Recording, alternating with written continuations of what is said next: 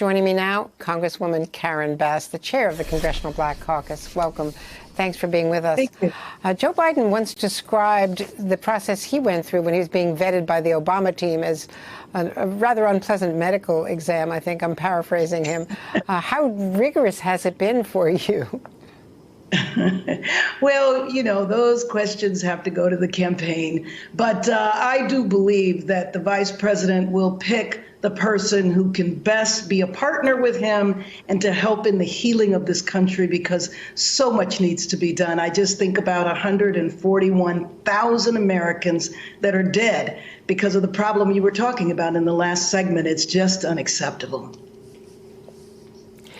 And would that best person be a black woman because of all of the other, the reckoning over race, the president praising the Confederate flag again, saying he's going to veto the defense bill because of renaming bases?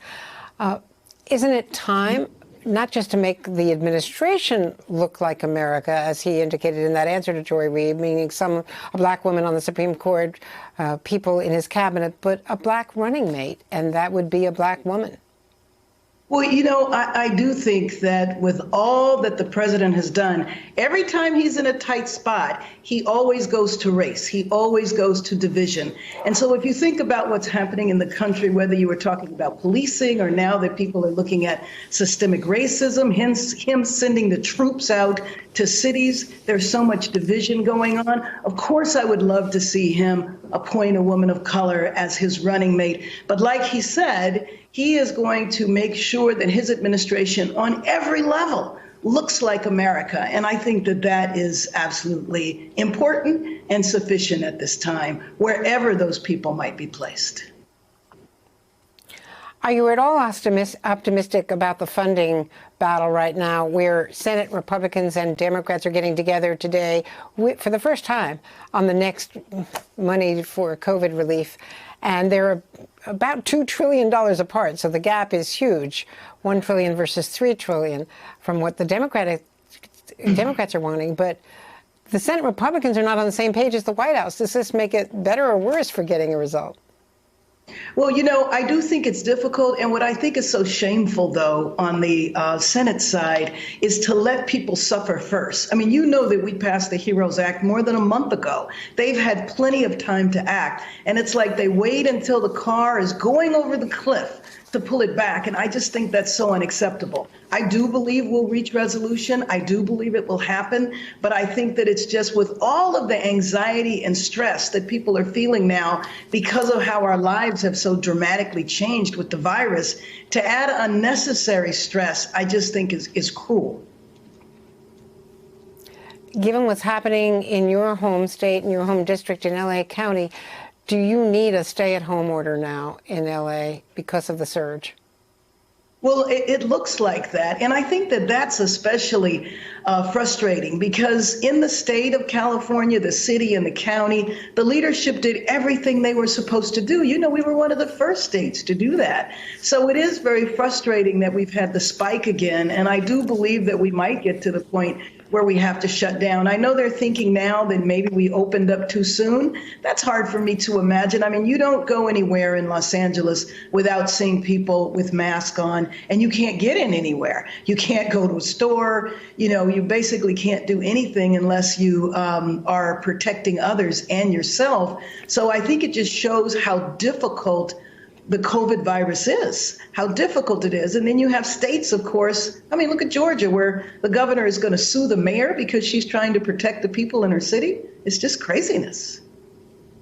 But it's what happens when you don't have leadership. Speaking of craziness, well, speaking of craziness of a different sort, according to Congresswoman Alexandria Ocasio-Cortez, after votes yesterday, she was really attacked by a colleague, Representative Ted Yoho of Florida, who called her a terrible name, a really outrageous attack on her, using the F word.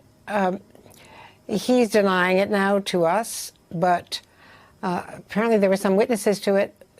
It was overheard by a reporter. Are women members of Congress being attacked this way from colleagues?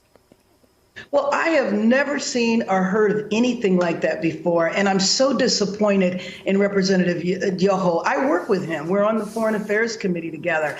You know, I'm glad you're raising it because just 15 minutes ago, I spoke to Alexandria and I told her that I had heard about what happened, that I thought it was completely unacceptable, and that I think we need to do something about it. After I spoke with her, I spoke to Brenda Lawrence, who is the chair of the Women's Caucus, and I said that we need to come together because, as far as I was concerned, it was a verbal assault. Something like that should never happen. I do understand that he's not running for re-election, but he cannot get away with behavior like that. And she told me, again, just a few minutes ago, that wasn't the first time. He's done this now a couple of times. So right after the first blow up, a few hours later, he did it again. And so we just can't have this. And so I know we're going to be putting our heads together and figuring out how we respond, but there will be a response. And we have not been able to confirm this yet, but there is word that's coming out of the Republican caucus that some of her colleagues, I think Casey Hunt has just confirmed this, I'm now being told, that some of the Republican colleagues went after Liz Cheney for criticizing the president and defending Dr. Fauci. I don't know what's the matter. These boys they talk about craziness, that they seem to be losing it over there. But we're just not going to stand for that. We have a woman speaker. There is a woman that runs this house, and we're just not going to stand for that. So if they are treating their own that way, I guess it shouldn't be shocking, but I do think that we need to do something. I also just finished sending. Liz Cheney is the third-ranking member of the Republican caucus. I just want to point out she has a leadership role. Right. I mean, they only have a handful of women over there to begin with. You would think they would treat them like gold. Karen Bass, it's always a pleasure. Thanks for being with us today. Thanks for having me on. Hey there, I'm Chris Hayes from MSNBC. Thanks for watching MSNBC on YouTube. If you want to keep up to date with the videos we're putting out, you can click subscribe just below me or click over on this list to see lots of other great videos.